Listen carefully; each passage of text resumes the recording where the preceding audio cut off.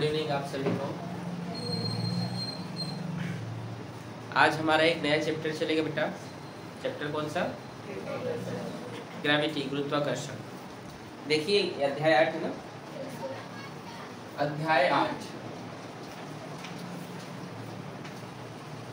गुरुत्वाकर्षण, ग्रेविटेशनल। ठीक है, आपने इसके पहले जो भी टॉपिक है उसको आपने पढ़ा। कणों के घूर्णीय निकाय को अच्छे से आपने पढ़ लिया। अगर मैं बनाने के लिए बोलूँ, जड़त्व आघूर्ण का डेरिवेशन बनाओ, समांतर अक्ष प्रमेय, लंब अक्ष प्रमेय, बल आघूर्ण और जड़त्व आघूर्ण में रिलेशन, ये सब जो कल पढ़ाया था इसको प्रैक्टिस किए हो? चलिए देखिए, आज जो हमारा टॉपिक है गुरुत्वाकर्षण, बहुत ही मजेदार टॉपिक है गुरुत्वाकर्षण। आप लोग समझने का कोशिश कीजिएगा। क्या हुआ प्रदीप? इधर देखें, आगे आओ। देखिए, बहुत सदियों से लोगों का खगोल विज्ञान पर जानने का एक अलग ही जो है दिलचस्पी रही है, जिज्ञासा रही है बेटा।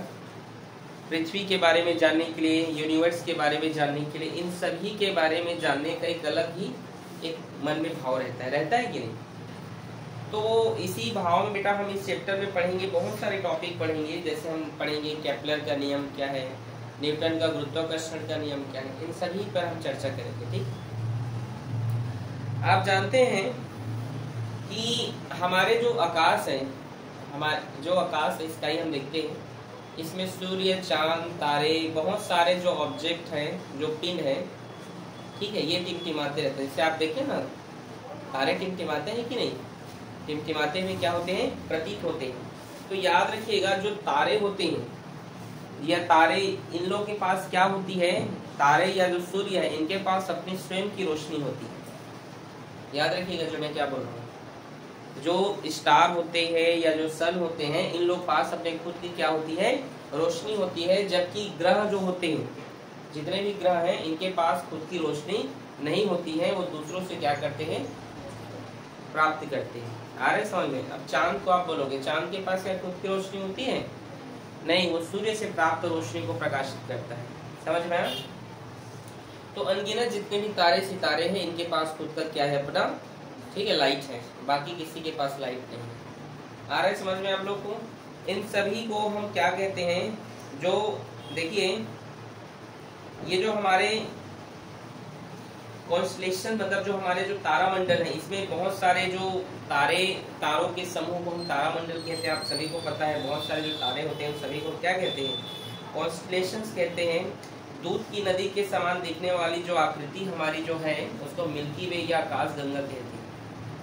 ठीक है, जो हमारे आकाश गंगा है, जो हमारा आकाश है, इसमें क्या बहुत सारे तारे हैं, ग्रह है कि नहीं? ये सभी जो है कैसे दिखाई देते हैं? मिल्की वे के समान, मतलब उन्हें हम आकाश गंगा कहते हैं। मिल्की वे जानते हो ना क्या होता है? बचपन में आपने पढ़ा होगा, 7वीं 8वीं में, 6वीं में। मिल्की वे, आकाश गंगा, तारामंडल, ग्रह। कितने ग्रह होते हैं? 9 ग्रह हुआ करते थे। 24 अगस्त सन 2006 को, ठीक है, कब जी? 24 अगस्त सन 2006 को एक ग्रह है प्लूटो, उसको जो है ग्रह की श्रेणी से निकाल दिया गया। ग्रह की, इसका अर्थ बच्चे लोग गलत तरीके से समझते हैं। निकाल दिया कहने का मतलब बताओ जी, इसका मतलब आपने क्या समझा? बोलिए, चुप रहिए, नहीं समझ में आ रहा है? बोलिए, क्या प्रश्न पूछा गया आपसे?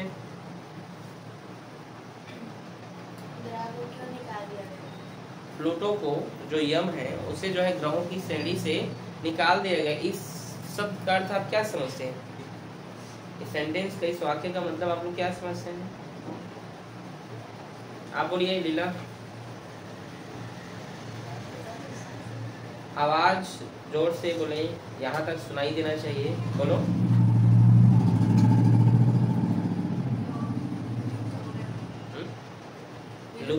विलुप्त हो गया। और आप? हाँ? क्या बोल रहे हो? कहाँ से? वो अभी है वहाँ कि नहीं है? हाँ,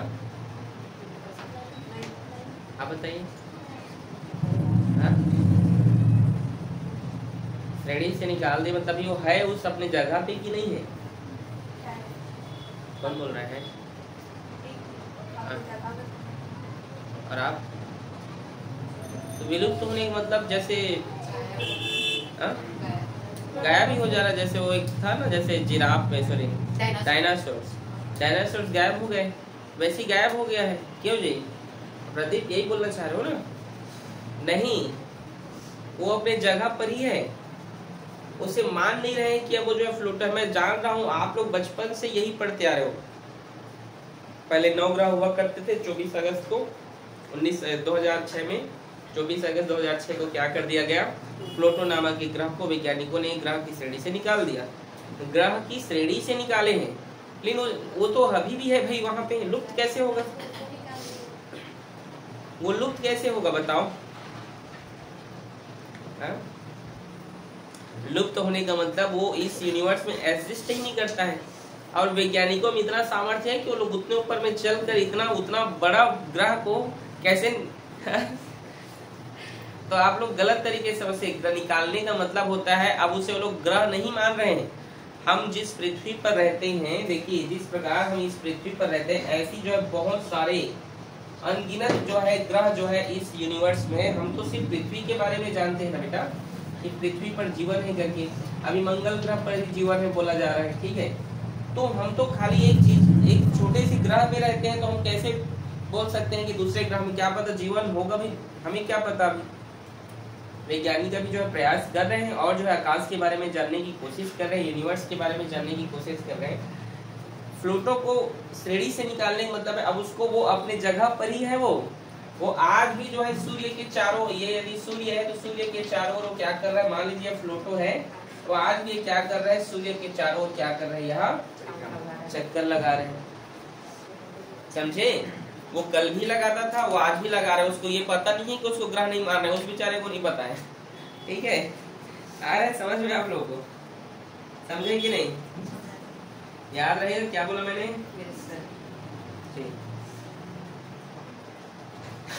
देखिए यहाँ पर आप सभी को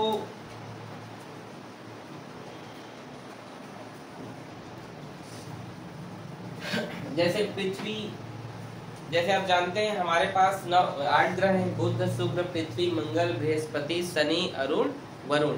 पहले यम भी हुआ करता था प्लूटो, जिसको निकाल दिया गया मतलब अब उसको हम ग्रह नहीं मानते हैं। पहले ग्रह माना जाता था। ग्रह नहीं मानने का कारण है कि जो प्लूटो है बहुत लंबा समय लगाता है इसको क्या करने पर? इसका एक सर्कल लगाने पर। जैसे आप जानते हैं हमारी जो पृथ्वी होती है ये क्या करता है? एक चक्र पूरा करने के लिए 365 दिन का समय लगाता है। कितने दिन का? 365 या 366, ठीक है। तो एक सर्कल कंप्लीट करता है। वैसे प्लूटो को कितना समय लगता है जानते हो? लगभग 246 साल एक चक्कर लगाने के लिए। कितना साल? 246 या 248 साल के आसपास उसको लगता है जो है एक चक्कर लगाने के लिए। नेपच्यून जानते हैं? नेपच्यून को इस सूर्य का एक चक्कर लगाने के लिए 146 साल लगता है। समझ में आ रहा है क्या बोल रहा हूं मैं? आज भी जो प्लूटो है, जो यम है, वो सूर्य का एक चक्कर लगाने के लिए कितना समय लगाए देता है? वो 246। सोचो आपका कई जन्म हो जाएगा। समझ रहे हो मैं क्या कह रहा हूँ? ठीक उसी प्रकार ये जो प्लूटो है इसको ग्रह में नहीं रखने के कारण ये भी है कि जब ये चक्कर लगाते रहता है तो ये जो दूसरे ग्रह है जैसे अरुण, वरुण, इन ग्रह के कांटेक्ट में आ जाता है और उसे टकराने जैसी संभावना हो जाती है। जबकि ग्रह का ये कॉन्सेप्ट होता है कि अपनी एक्सिस पर वो इस प्रकार से वो घूमती रहे। लेकिन ये क्या करती है, जो प्लूटो है घूमती तो है लेकिन किसी दूसरे ग्रह या दूसरे पिंड से टकरा भी जाती है वो, जिसके कारण बहुत सारे भयंकर जो है वहां जो है पिंडे जो है टूटते रहते हैं। समझे? ग्रह में नहीं रखने के कारण आपकी पृथ्वी क्या किसी मंगल ग्रह से टकराने जाती है? वो अपने अराउंड टू अराउंड क्या करती रहती है? वो घूमती रहती है। समझ में आ रहा है बात? लेकिन ये जो प्लूटो है ये घूम तो रही है, इतना लंबा समय लगा के भी घूम रही है, घूम तो रही है भाई, कोई दिक्कत नहीं है। और दूसरे जो ग्रह होते हैं जैसे अरुण वरुण, इन ग्रहों के साथ वो क्या हो जाता है, किसी और पिंडों के साथ टकराने जैसे उसकी संभावना आती है, या कई ऐसे पिंडों के साथ वो टकरा भी जाती है, जबकि ग्रह के नियम ने उसे टकराना नहीं है किसी और के साथ। समझ में आया? वो अपनी एक्सिस पर क्या हो रहा है, वो घूमना चाहिए उसको, लेकिन वो टकरा जा रहा है घूमते हुए। समझे? जो बुध ग्रह होता है वो सबसे कम समय लगाता है, एक चक्कर लगाने में लगभग 84 या 90 दिन के आसपास का समय लगाता है। दिन का जैसे 365 दिन में पृथ्वी चक्कर लगाती है, वैसी 84 या 90 दिन के आसपास में जो बुध ग्रह होता है वो एक चक्कर लगा लेता है। आ रहा है समझ में आप लोगों को? तो प्लूटो का ग्रह में नहीं रखने का कारण यही है कि वह बहुत लंबा समय लगाती है पृथ्वी का एक चक्र लगाने में। दूसरा, किसी और पिंडों के कक्षीय चाल के सामने आ जाता है वह, जबकि उसको नहीं आना चाहिए। इन सभी कारणों के कारण, इन सभी वजहों के कारण उन्हें ग्रह की श्रेणी से हटा दिया गया। समझे कि नहीं? आया समझ में? अच्छा, एक चीज जिसमें और बताना भूल गया, पहले जो लोगों का विश्वास था कि जो ग्रह होते हैं, ये जो पृथ्वी है, ये पूरे ब्रह्मांड का, पूरे यूनिवर्स का क्या है, ये जो अर्थ है ये क्या है, सेंटर है। और जितने भी ग्रह होते हैं, जितने भी ग्रह, चाहे सूर्य ही क्यों ना हो, वो क्या होता है, इस पृथ्वी के चारों ओर क्या करता है, परिक्रमा करता है। समझे कि नहीं? पृथ्वी क्या है, एक केंद्र है, और इस केंद्र बिंदु पर सभी ग्रह, जितने भी प्लैनेट होते हैं, जो सन खुद क्या करता है, ऐसे चक्र लगाते रहता है, मतलब इसके राउंड राउंड घूमते रहते हैं। किसके? पृथ्वी की। ऐसा पहले के लोगों के द्वारा माना जाता था कि पृथ्वी क्या है, एक केंद्र बिंदु है जहां पर सभी ग्रह, सभी तारे, सूर्य समेत सभी ग्रह घूमते हैं। लेकिन बाद में जो है गैलीलियो नामक वैज्ञानिक ने अपने टेलीस्कोप से देखा, उन्होंने एक दूरदर्शी बनाया, कक्षा 12वीं में उसको आप पढ़ेंगे, ठीक है, चैप्टर 9 में, 9B पोर्शन में, सॉरी 9C में, ठीक है। गैलीलियो ने एक सूक्ष्मदर्शी बनाया और उस सूक्ष्मदर्शी से उन्होंने देखा और उन्होंने बताया कि जो सूर्य पृथ्वी का चक्कर नहीं लगाता है, पृथ्वी सूर्य का चक्कर लगाता है। समझ में आ रहा है? ध्यान समझना। पहले, आज भी जो है बोलना नहीं चाहिए, कैसे कई ऐसे रिलीजियस है जैसे कहते हैं कि ईसाई धर्म में ये बोला जाता है कि सूर्य जो है, उनके बुक में जो भी है उनमें लिखा है कि सूर्य जो है किसका चक्कर लगाता है, पृथ्वी का। तो गैलीलियो नामक वैज्ञानिक ने उसको बताया, तो उसको जो बहुत ज्यादा सच बोलने के लिए उनको सजा दिया गया। आपने पढ़ा है ना आप लोगों ने? मैं एक बुक दिया था आप लोगों को, वैज्ञानिकों वाला एक दिया था ना, उसमें उन्होंने बताया कि जो है, उन्होंने बोला कि जो है सूर्य नहीं घूमता है, सूर्य अपनी जगह पर है, वो घूमता कौन है, पृथ्वी जो है चक्कर लगाती है। लेकिन लोगों ने उनके बात पर यकीन नहीं किया और उन्हें दंड दिया, कुछ भी बोलता है रे करके, और उन्हें जो है, लेकिन आप यकीन नहीं करोगे, गैलीलियो अपने बात पर क्या रहा, वो भी अड़ी रहा, उसे जेल भी हुआ कहते हैं, ठीक है। किसे? गैलीलियो को, ठीक है। ठीक है जी, समझ में आया? और गैलीलियो को बाद में सभी लोगों ने चीज को माना भी कि जो सूर्य है, बाद में न्यूटन, जो आइजैक न्यूटन थे, इन्होंने उसके बारे में और डिटेल से बताया और कहा कि गैलीलियो ने जो है सही बोला था, ठीक। भले गैलीलियो उस समय नहीं रहे होंगे, बाद में बताया गया कि गैलीलियो जो बोले तो सही बोल रहे थे कि पृथ्वी जो है और बाकी सभी ग्रह सूर्य का परिक्रमा करता है, पृथ्वी की परिक्रमा नहीं करती, पृथ्वी खुद सूर्य का करता है भाई। समझ में आप लोग को आ रहा है? बात समझ आया कि नहीं? कुछ पूछना है? बोलो, पूछना है पूछो बेटा। प्रदीप, ये जिज्ञासा वाला आप लोग के मन में आना चाहिए, बहुत सारे प्रश्न आने चाहिए। पूछिए। सूर्य मतलब केंद्र बिंदु। हाँ, सूर्य क्या है, केंद्र बिंदु है, और सभी ग्रह क्या करते हैं, उसके चारों तरफ परिक्रमा करते हैं, अराउंड अराउंड घूमते रहते हैं, ठीक है। पहले लोगों का मानना था पृथ्वी के चारों तरफ घूमते हैं, लेकिन ऐसा नहीं, ठीक है। दिन का होना, रात का होना, ऋतुओं में परिवर्तन होना, अलग अलग सीजन आते हैं। देखो अभी कौन सा विंटर सीजन चल रहा है ना, तो ऐसे सीजन्स क्यों बदलते रहते हैं, ये आप लोग के लिए होमवर्क है, ठीक है। केपलर का नियम आप लोग पढ़ के आइएगा, मैं उसे कल आपको पढ़ाऊंगा। केपलर के कॉन्सेप्ट पर ही वो बनेगा और आप इसे पढ़ के आना, ठीक है, ओके। चलिए आज हम आगे देखते हैं बेटा। गुरुत्वाकर्षण को न्यूटन नामक वैज्ञानिक ने दिया था, और गुरुत्वाकर्षण न्यूटन ने जो नियम दिया था उसका नाम था न्यूटन का सर्वात्रिक गुरुत्वाकर्षण का नियम। न्यूटन का सर्वात्रिक गुरुत्वाकर्षण का नियम। सर्वात्रिक गुरुत्वाकर्षण का नियम, यूनिवर्सल ग्रेविटेशनल। यहाँ पर ध्यान से सुनिए, सर्वात्रिक मतलब होता है यूनिवर्सल, और यूनिवर्सल सर्वात्रिक मतलब होता क्या है, ध्यान से सुनेंगे।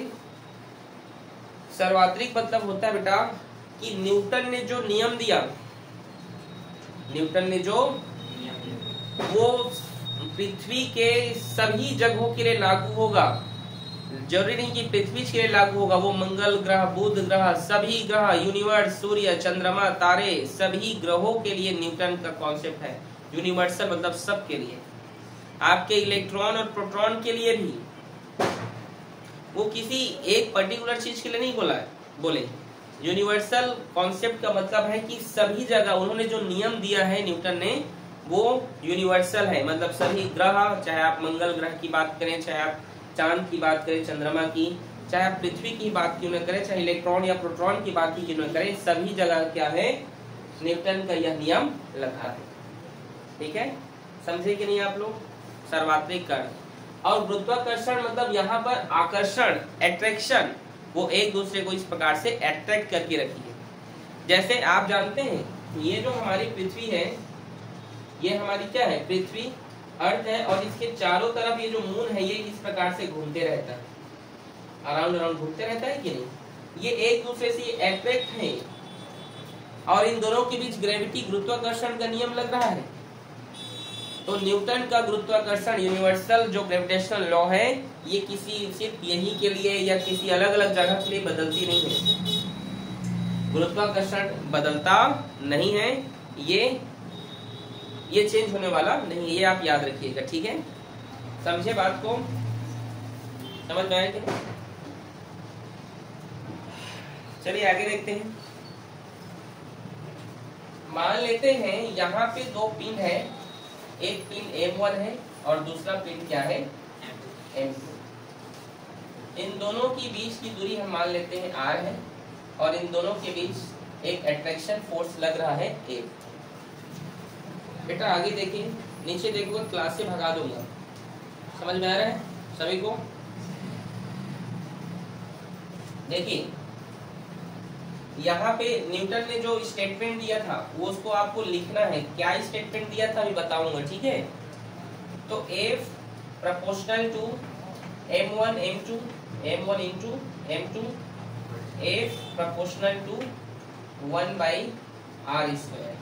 तो ये क्या कहते हैं, ये कॉन्सेप्ट क्या कहता है, ये आप अच्छे से समझे, क्योंकि कक्षा 12वीं का चैप्टर नंबर 1 ही जो है हम पढ़ेंगे। जब आवेश के बारे में पढ़ेंगे, हम चार्ज के बारे में, तब कूलाम का हम नियम पढ़ेंगे, उस पर इन सभी को फिर से पढ़ेंगे। ठीक है, वहाँ Q1 Q2 पढ़ेंगे, यहाँ M1 M2 पढ़े, सब सेम।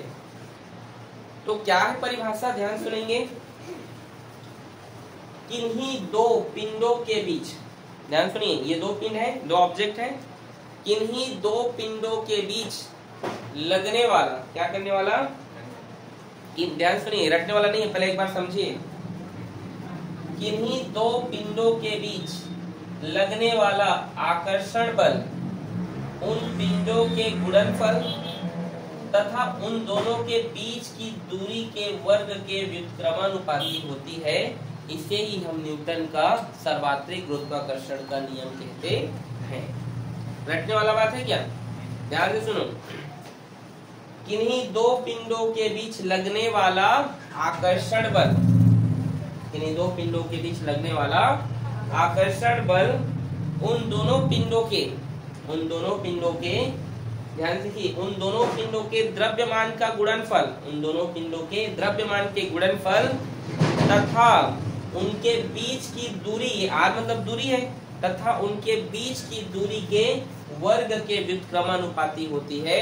इसे ही हम क्या कहते हैं, न्यूटन का सर्वात्रिक गुरुत्वाकर्षण। और ये जो बोला जा रहा है सेम टू सेम आपको लिखना है, जो स्टेटमेंट, ठीक है, सेम टू सेम। इसमें आप अपना स्टेटमेंट मत चेंज कर देना, हाँ दो द्रव्यमान में गुणनफल, ऐसा नहीं, जो बोला जाएगा वही न्यूटन स्टेटमेंट और परिभाषा दोनों डिफरेंट होता है। आपके बुक में जो स्टेटमेंट दिया है आपको उसको कॉपी पेस्ट करना है, अपना वहां पे थ्योरी नहीं लगाना। स्टेटमेंट का यही कॉन्सेप्ट होता है कि जो बुक में लिखा है उसको आपको हूबहू छापना है, वहां पर अपना बुद्धि नहीं लगाना। वो स्टेटमेंट है बेटा। परिभाषाएं आप तो बदलते रहते हैं, स्टेटमेंट वैज्ञानिक एक बार देते हैं, उसे चेंज नहीं करते, चेंज करते हैं, लेकिन यहाँ पे जो स्टेटमेंट दिया गया है वो फाइनल स्टेटमेंट है। ठीक है, तो स्टेटमेंट आप लोग लिख लीजिएगा। ठीक है, चलिए समीकरण 1 और समीकरण 2 आप देखिए, दोनों का जो एफ समान है बेटा, ये परीक्षा में पूछा जाता है। ठीक है, तो देखिए जब ए बराबर है तो वन समीकरण 1 और 2 से, एक और F proportional to m1 m2 by R square F. अब हम इन प्रोपोर्शनल टू के साइन को हटाते हैं तो एक कांस्टेंट लगता है बेटा, उसे हम कहते हैं कैपिटल जी। क्या कहते हैं? Capital G. m1 m2 by R square, ये हमारा क्या है? न्यूटन के सर्वात्रिक गुरुत्वाकर्षण के लिए उपबल है। ठीक है, जहां पर हम कहना चाहते हैं जो कैपिटल जी है बेटा, इसका मान याद रखिएगा, पेपर में पूछता है 6.67 मल्टीप्लाई 10⁻⁻11। ठीक है, ये क्या है? एक छोटा सा ये डेरिवेशन है और ये कैपिटल जी का मान है। यहाँ पर कैपिटल जी क्या है? कैपिटल जी है यूनिवर्सल ग्रेविटेशनल कांस्टेंट। क्या है? यूनिवर्सल ग्रेविटेशनल कांस्टेंट, सर्वात्रिक गुरुत्वाकर्षण नियतांक। क्या है बोलिए? ठीक है, अब यहाँ पर रिस्पेक्ट में क्या रहेगा? तो रिस्पेक्ट में क्या रहेगा? तो देखिए, क्या इसको हम ऐसे भी तो लिख सकते हैं ना, कैपिटल जी अपनी जगह पर रहा। ठीक है, m1 m, ये आर स्क्वायर भाग में इधर जाएगा तो गुणा में होगा, इंटू में होगा, एफ आर स्क्वायर, और ये क्या है? इंटू में इधर गया तो डिवाइड में है। तो यहाँ पर क्या बल का मात्रक क्या है बेटा? न्यूटन। फोर्स का यूनिट क्या है? तो यहाँ पे क्या लिखोगे? जी का मान है 6.67 मल्टीप्लाई 10⁻⁻11 न्यूटन। क्या? Newton metre square. क्या? न्यूटन मीटर स्क्वायर और किलोग्राम इनवर्स। ये 2 दिख नहीं रहा अच्छे से, इधर लिख। समझे आप लोग? जी का क्या मान है? समझ गए? न्यूटन और बोलिए मीटर स्क्वायर किलोग्राम इनवर्स 2। ठीक है, ये या न्यूटन मीटर स्क्वायर बटे किलोग्राम लिख सकते हैं।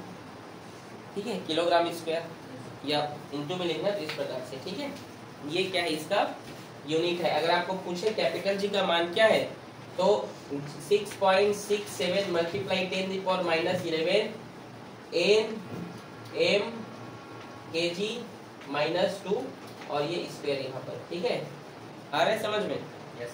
इस प्रकार से आपको लिखना पड़ेगा। समझ में आया लीला? ये पूछता है। और कैपिटल जी का मान क्या है? 6.67। बोलिए। ठीक है, इजी है। एक्चुअल में ये जो ग्रेविटेशनल कांस्टेंट है बेटा, ध्यान से सुने क्या हो रहा है। यहाँ पर जो ग्रेविटेशनल कांस्टेंट है ये एक प्रकार का क्या है? वह एक प्रकार का बल है। मान लीजिए हम इसके दूरी को इकाई ले लेते हैं या 1 मीटर ले लेते हैं। ठीक है, मान लीजिए, और ये m1 बराबर कर देते हैं m2 के, और इसे भी हम क्या ले लेते हैं? वंस मतलब यूनिट ले लेते हैं, इकाई ले लेते हैं, इकाई दूरी। ठीक है, ये सब यूनिट्स ले लेते हैं, वन प्लेसेस लेते हैं, इकाई ले लेते हैं। ठीक है, तो देखिए इसको भी हमने 1 माना और 1 का स्क्वायर क्या होता है? m1 m2, तो 1 1 का 1 हो जाएगा और नीचे में 1 का कोई मतलब नहीं रहा। f का 1 के साथ गुणा होगा तो 1 ही होगा। मतलब यहाँ पे क्या कॉन्सेप्ट निकल गया? g बराबर f, मतलब ग्रेविटेशनल जो यूनिवर्सल ग्रेविटेशनल कांस्टेंट है, जो सर्वात्रिक गुरुत्वाकर्षण जो नियतांक है, वह एक प्रकार का बल है, एक प्रकार का फोर्स है। और कैसा फोर्स है? मान लीजिए हम उसके जो मास है वो आपस में क्या है? मान लीजिए बराबर है। इकाई द्रव्यमान का मास यदि समान इकाई दूरी पर स्थित है तो मान लीजिए उसका जो सर्वाधिक गुरुत्वाकर्षण का जो कांस्टेंट है वह क्या होता है, बल के बराबर होता है। समझे कि नहीं, समझ में आया? ये है आपका न्यूटन का सर्वाधिक गुरुत्वाकर्षण का नियम, कॉन्सेप्ट। ठीक है, नोट करो।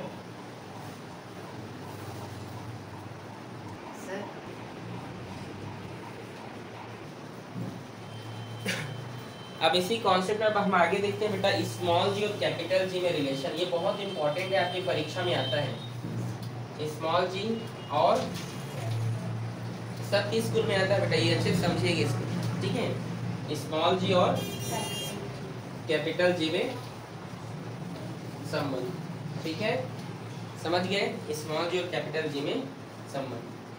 तो देखिए इस संबंध को हम दो तरीके से पढ़ेंगे मोनिका। क्या क्या बेटा, एक हम मास के बेस पर और एक हम डेंसिटी के बेस पर, दोनों के हम अलग अलग तरीके से बनाएंगे। ठीक है, देखो मोनिका बेटा, ये हमारा क्या बेटा, हमारी पृथ्वी है। मान लो ये हमारी क्या है, पृथ्वी। इस पृथ्वी के ऊपर हम एक पिन मान लेते हैं, एक ऑब्जेक्ट है।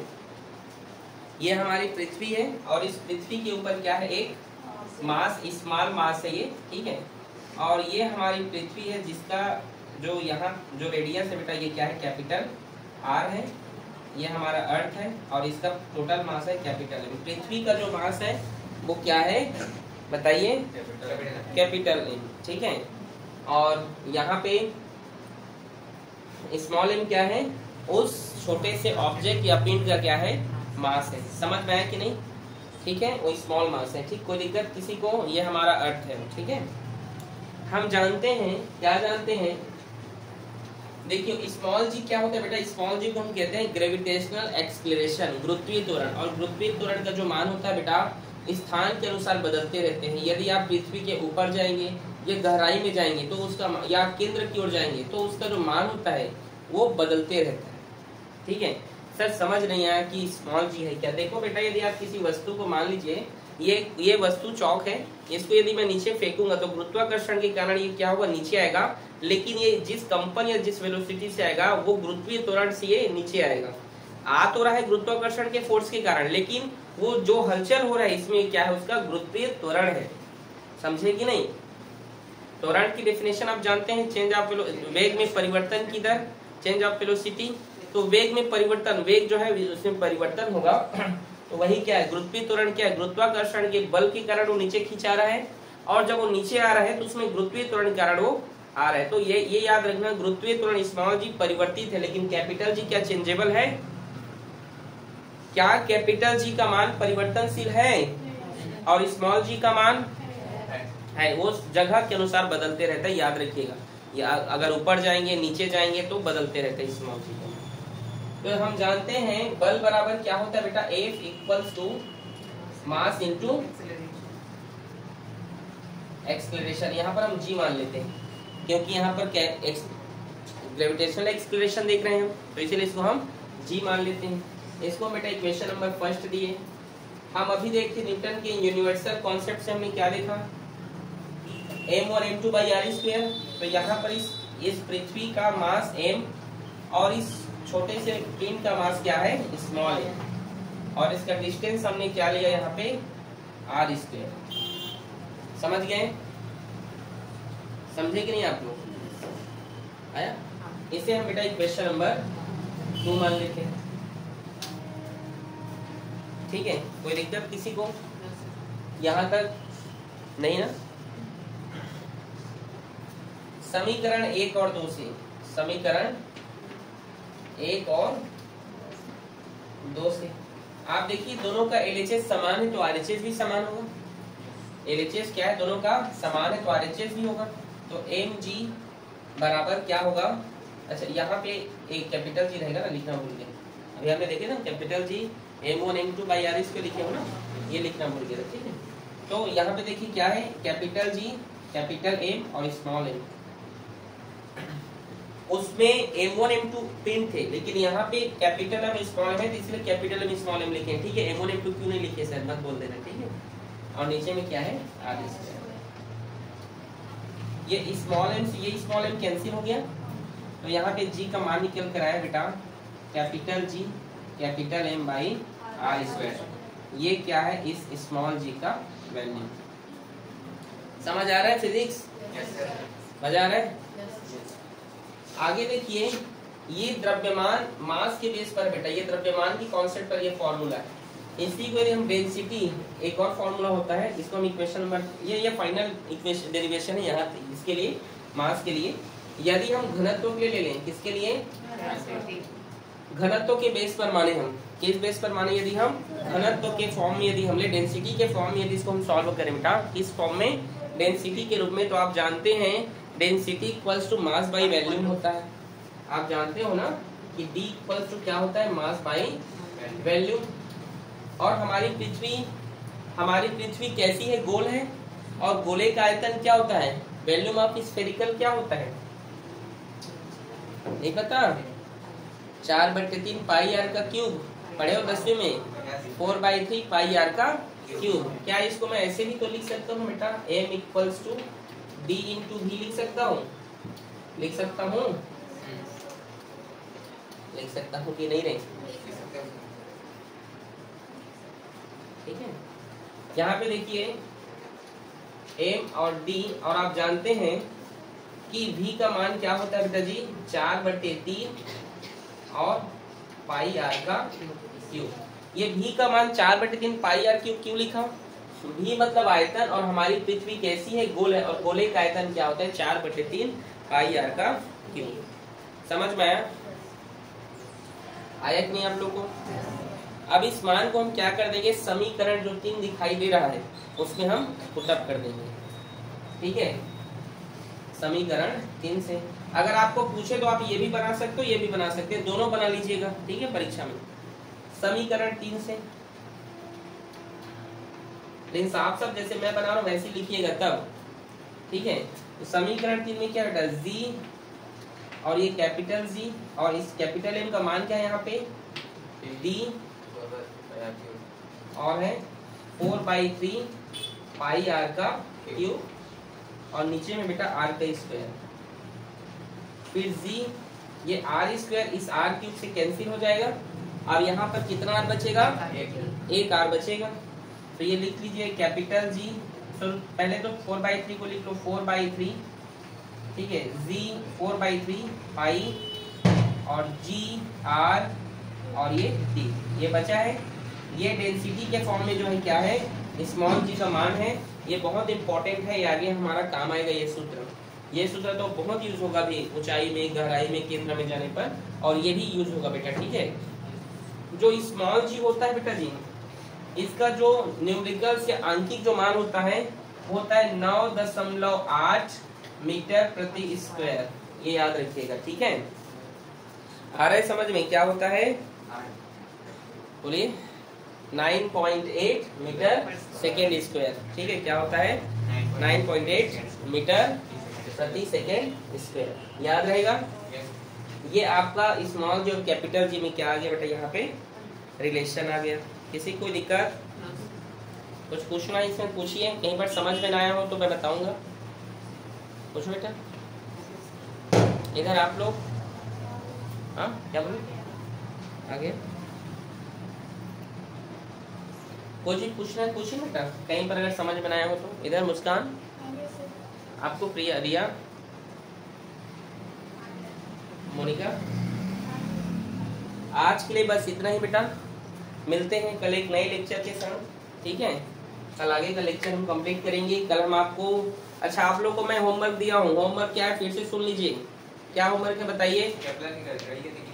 केपलर का नहीं, केपलर के तो 3 नियम है बेटा। कक्षीय चाल का नियम, उसका आप परिक्रमा का नियम, क्षेत्रीय चाल का। ये नियम नहीं बोल रहा हूँ।